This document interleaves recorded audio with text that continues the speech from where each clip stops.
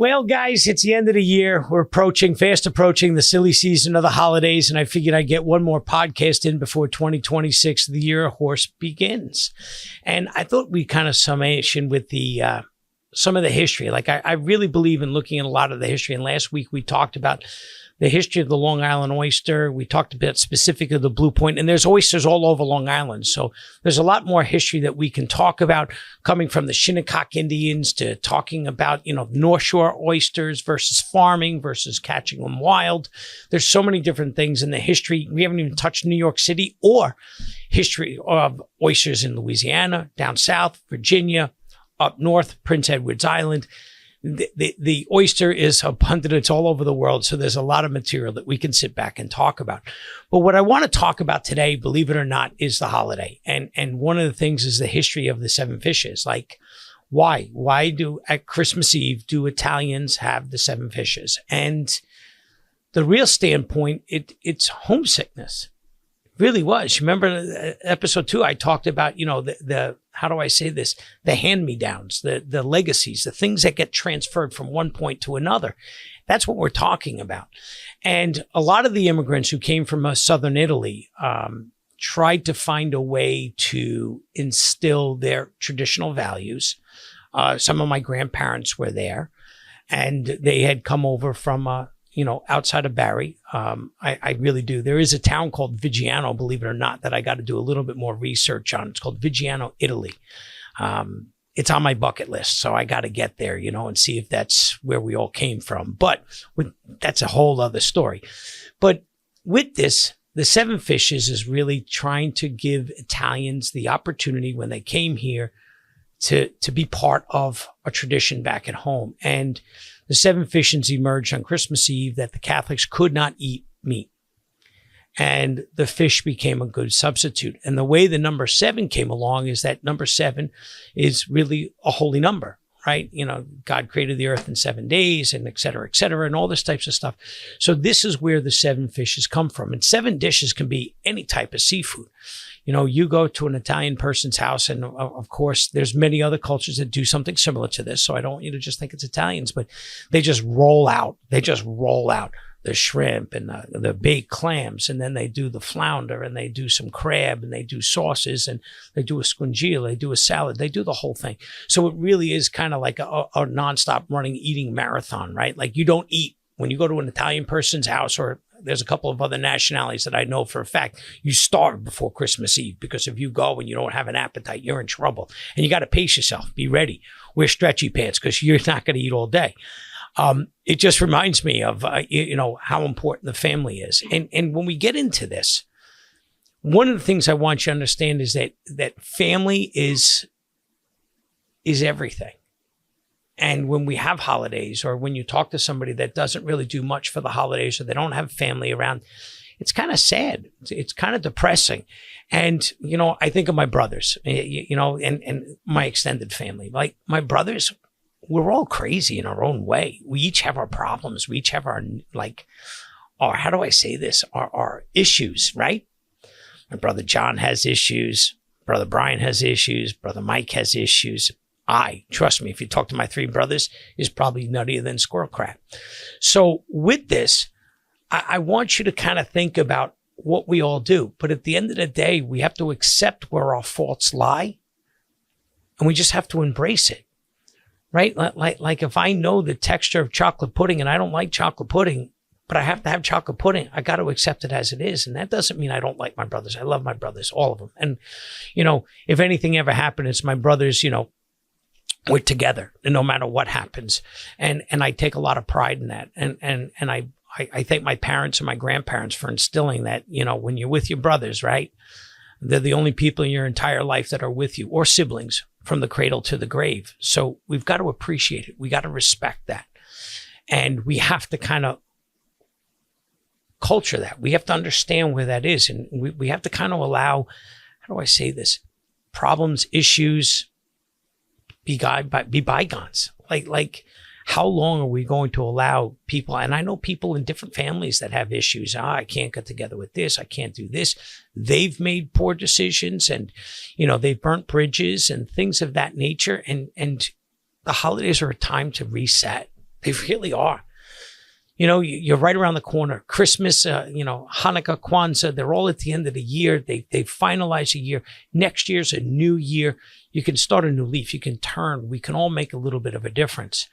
And that's, again, what I think the family dinner is all about, getting the kids together. There's nothing better than watching the 20 little kids run around screaming and hollering and doing all these kind of fun things. And one of the things that like I told you in episode 1, I like to incorporate the kids into the recipes. I really do. And one of the recipes I want to share with you, it's stupid simple for kids. You can really do it age 5, 6 and up. And I want you to make it for this Christmas. I want you to try it. All you got to do is get some French bread, Italian bread, whatever's easy for you. Get a small container of ricotta, whip it, put it in a mix master, whip it, make it really creamy. Then the kids can help with that, right? It's easy. Just make sure they don't stick the spoon or their fingers inside the beaters. Once it's done, they can scoop that out. You put it into kind of a small lip, like a 2-inch, depending on the size of the chip. You want a lip. You want to spread it on the bottom of that pan. You want to float some extra virgin olive oil on it. Coat with some just dry seasonings. Italian seasoning, salt, pepper, some sea salt, just garlic, whatever you want to put on top of it, go a little bit. And then take some of that bread. If you want toast points or not, you can use a knife. And you just basically dip the bread in the olive oil, take some of the ricotta, and it really is a nice little dipping snack. I will admit, it gets ugly after a little bit, everybody dipping in there, but you realize that it's something stupid simple. The kids can have a great time on it. And trust me when I say everybody will compliment the kids. They did a great job. And you develop goals for the kids that way. You develop responsibilities. You develop, I think those are the things that need to be done. So that's really the most important thing. But those 7 fishes, there's a ton of recipes that we can use for. I'm working tomorrow night. I'm helping a family out, which kind of, how do I say this, is part of this. And one of the reasons why I'm there is because of this podcast. So I really trying to accept this, but it's really kind of a special occasion and I'm looking forward to it. So we're going to have family dinner earlier. I'm going to do later, and that's the way it's going to work. But it's going to be a privilege to be a part of this family over in Glen Cove tomorrow night, doing all sorts of different things. And we're doing a shrimp corn chowder, some oysters, and we're going to do some shrimp. So I've got almost 3 of the 7 fishes checked off the list, and it's going to be a good time, but going back to the family, guys, enjoy it. Going back to the difference of agreements, I'm going to tell you about the great shrimp caper of the Vigiano homestead. Well, we used to go to my grandmother's, my maternal grandmother's, the Fraser side of the family, and there was one Christmas I remember, oh my God, I think it was 1977, to be honest with you. I was a young kid. And how do I say this? My aunt, who's now deceased, her in-laws came, because they were in Queens. They came out from Queens to my grandmother's house, my maternal's grandmother's house, and this was Christmas Day. And for some unknown reason, the gentleman that was always invited never brought anything to Christmas dinner. Yeah, taboo. If you're going to go to somebody's house, bring something. Bring a bottle of wine. Bring a loaf of bread. It doesn't matter. Bring something. Be respectful when you walk into somebody's home, right? Like you can't come empty-handed unless they say, don't bring anything. Then you still bring something small. Even if it's a 12-pack of beer, it doesn't matter. Something small. So he came to every Christmas dinner. Not a problem. He was a nice guy, a little grumpy, but with the most part, my family would put out a big bowl of shrimp. Well, he ate the entire bowl of shrimp. Like, I don't know how to describe this guy. He sat down. He just sucked down every shrimp. My grandmother lost her mind. At Christmas dinner, there was a whole blowout where she accused him of not bringing anything, right? This is the petty stuff that goes on in families. And that's why I'm going back to this. I want you to realize this. And then he's like, what do you mean? The shrimp is out. I'm allowed to eat the shrimp. There was an argument. And what happened at the end of the night? People left. Christmas was, I thought it was hysterical. Like it was entertainment and dinner all in the same breath. And I didn't have to do anything with it. It was good. When you're the oldest grandson and you're not involved, it's a okay Christmas, But for the most part, what happened the next holiday? Everybody's back together. Everybody just forgets about it. And that's what I want you to remember. You know, the Christmas season, the New Year's season is a time to reflect. And when we get together, it's all those people that I had talked about, they're all gone. I'm it. I'm the oldest in the family. I'm the patriarch. Pretty much all our relatives have gone. The only person that's still around is my aunt from my father's side. She's off with her family, so we really don't get to see her much. And she's usually down south with my cousin. And it's kind of sad because, again, we take out the cookbooks and we cook and we laugh. And there isn't a time that doesn't go by that we're not reminiscing about yesterday. What's it like to be mom? And we're trying to teach the young kids about how you're supposed to pass things on. And that's really kind of the overall message of a holiday. A holiday is to teach your grandkids, children, however you want to look at it, the things that you hold dear, right? Like you take off all the bad stuff. You take the good things and you try to instill it upon them because you want a little piece of you to extend into their holiday season. That's all it is. That's what my mom did. When we do things, we extend a little piece of our family. So when we sit down, whether it's we're eating on old china or we're using old silverware like flatware, or, you know, we say a grace that my grandfather used to say, or a dessert my other grandfather used to make, anything, bring us that together. And I do. We're a couple of days out for Christmas, and I want people to really start planning for that. You know, it's start saying, how can I remember? What can I do for my kids? Make a family cookbook. You know, get the kids involved. And I know a lot of people do that. Maybe I'm preaching to the choir, but the Long Island Shucking Truck really, and myself, it's all about family. And that's one of the things that's really special. I just did a job in Manhattan for some really, really amazing people.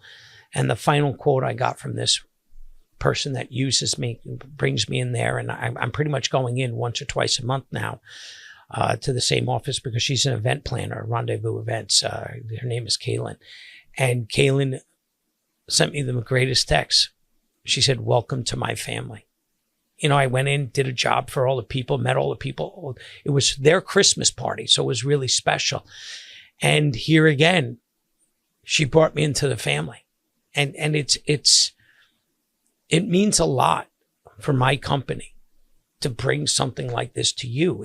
And you know, I'm speaking to groups of people here. I'm speaking to my family. I'm speaking to my friends. I'm speaking to potential customers. I'm speaking to existing customers. But I want you to understand, like, when I do something, it's because out of pride, it's out of passion. And you know, that message that Kaylin had sent me was that welcome to my family. Like, I'm going back January 11th. Like, she said, quote, "Get ready for the summer." She goes, I'm out at the Southampton every single weekend. And she goes, anytime there's a raw bar required, you will be there. And that meant a lot to me. And, you know, she's very, very attention to detail oriented person. She has an eye better than I've really worked with. I worked with a lot of people. She probably has the best eye attention for detail. And I made one little change and she noticed it right away in a picture. She goes, "I love what you did." And I gave her credit. I can't believe that she caught it. I didn't even think she'd notice. And it was the first comment out of her mouth. I think that's what makes her so special. But for the most part, guys, that's my new family. And that's what you try to develop. You want to develop relationships. My customers, I have one customer, Francesca. She was my first customer ever. She calls me up and she goes, "Ralph, I need to have a party. I need you there. Tell me the dates that you're available." And she works her party around me. And that right there says a lot about what I believe in. And what I believe in is what I'm trying to make you be aware of what I think Christmas should be like. Is that the kids get together, the family gets together, everybody cooks, everybody eats, everybody brings containers, right? One of the most important things that if you go to somebody's house, you bring a bottle and you bring a bunch of Ziploc bags or Ziploc containers because you know what you're bringing home, right? You know what you eat the next night or the night after, that's the way it works. You take your favorite things. You take Christmas cookies, Maron Christmas cookies, right? There's more cookies. I don't even know. We have cookies for a small army. And like, we just start picking at the cookies before dinner's even started. Like, we just steal our favorites, But do things with the kids. Seriously, understand that the Long Island Shucking Truck supports families. There's a lot of weddings that are going to start this week. Next week, the new year, we focus in on that day. And when we do weddings, it really is a privilege and an honor for us to do weddings. I just want to make sure that as you start your family and we're there's no bigger honor. I mean, in 40 years from now, if I'm still alive, I'm going to be pretty crippled. I'd be 100 years old. But in 40 years, when you celebrate your 40th wedding anniversary, your 50th wedding anniversary, you're going to remember my raw bar. Not me, maybe me, but the raw bar. You're going to take pictures. And I have some really amazing photographs in front of, with brides and grooms and starting families.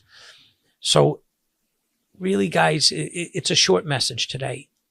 I just want you to embrace the holidays. Call family members that you haven't spoken to. Just wish them a Merry Christmas. Take 5 minutes out of your day to teach your kids, like I said, a simple dipping recipe. If it takes you 15 minutes to make that with the kids, it's more time getting the kids organized and being part of it and giving them a job, cutting the bread. It's a really simple thing, but it's something that you can develop a pride, a goal for the kid. This is what we're going to do. This is what we're going to make. Here's the recipe. And then in their eyes, they'll want to make it every year. And every time they make it, they remember the past. And that's what we're trying to do. We're trying to bring the past to the present so it can carry on to the future. And that's really the way I see the Long Island Shucking Truck sees, family, the business. That's what we're in it. Yes, I'm in a business to make profitability. Let's be serious. Nobody's going to say that's not it. But let's do it at some standard. And I know a lot of people out there do the same thing that I do. It's an honor to be with some of the people. One of the best things I have is I have oyster farmers. I have other oyster shucking companies reaching out to me to compliment me on this. Instead of condemning or accusing or anything like this, they're embracing it. And I want to get those people on the show, I want to go see some of these farms, and I'm going to bring the podcast and let's try to see what makes their farms so special and so different. So those are the things that we're looking to do. I'm really excited for the 2026 year. I turned 60 this year. Can't believe it. It's just only a few days ago that we were talking about, graduating high school or college. And here I am. I'm like, holy smokes, I'm 2 years away from collecting Social Security. But for the most part, guys, seriously, we're all planning some sort of event for our 60th. I'm taking all my high school friends. We don't know if we're going to go away, have a party, make it a wink, so-called reunion. We don't know what we're talking, but, we're going to try to get together just one more time, one more hurrah. And that's what, as we get older, that's what I want you to do. I want you to enjoy your holidays. I want you to embrace everything. My episode 1, I said, how many Christmases we got? 75, 80, 90? How many we got left? Doesn't matter. Just starting to enjoy them. When you're 10, you don't think that way. But when you get to be 60, you just want to start really enjoying it. And guess what? Let bygones be bygones. Bury the past. Know who people are. Work for something towards a future. And use food. Use oysters. My God. One last thing. Oysters. I love to roast oysters.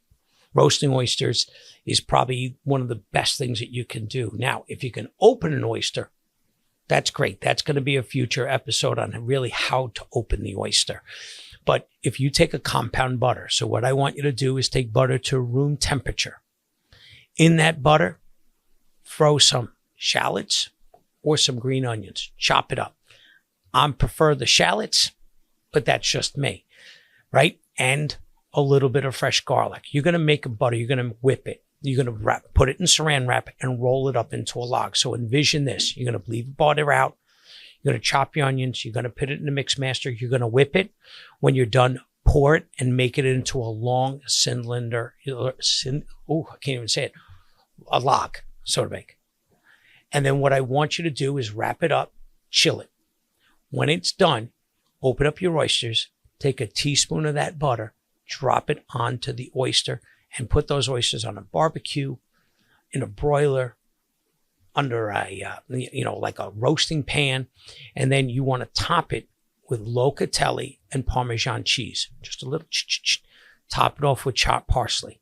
Between the butter, a little bit of shallot, garlic, and those two cheeses. If you want to get really creative, throw a little bit of adobo on there or paprika for color. But the shallots, the pinkness should give it enough color. It's going to be an awesome dish, and it's something that you can use on Christmas Eve. So with that, I hope you really do appreciate the history of the seven fishes. Why do we do it? Why is it important to Italians? I know for a fact Hanukkah dinners, they do a lot of fried foods to celebrate the miracle of the oil. They do potato pancakes, they do jelly donuts, a lot of this stuff, a lot of cheese, a lot of oil-based products. I've been to Hanukkah dinners, and they're really kind of how do I say this? They're very unique in the nature that it's very family-oriented. It's a very, very nice dinner. So take it as it is. Enjoy the holidays. Have a great new year. I want everybody to be safe, and I'll see you and talk to you next year. I got some great plans coming on. I really do. I hope you follow it, share it, like it, love it. This is Ralph from the Long Island Shuck and Truck. I got to thank Barone Media down here in Brookhaven. They're doing all my podcasts. I really do appreciate everything that they do. If you need any help with anything, this kid's awesome. So, he's willing to do anything. And I like to see a young person really try to make it. So happy holidays. Be good. Ralph, see you next year. Thank you.